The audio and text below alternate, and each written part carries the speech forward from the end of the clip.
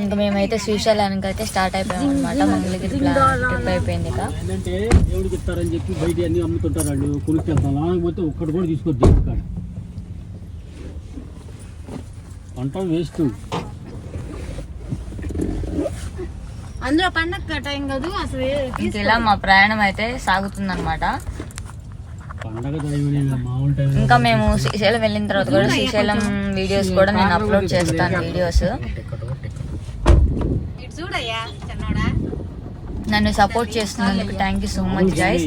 కిందకు వచ్చాము. కింద కూడా పానకాల గుడి ఉంది కదా, అక్కడ కూడా దర్శనం చేసుకుందామని వస్తే అక్కడికి 4కి అయితే ఓపెన్ చేస్తామని చెప్పారు.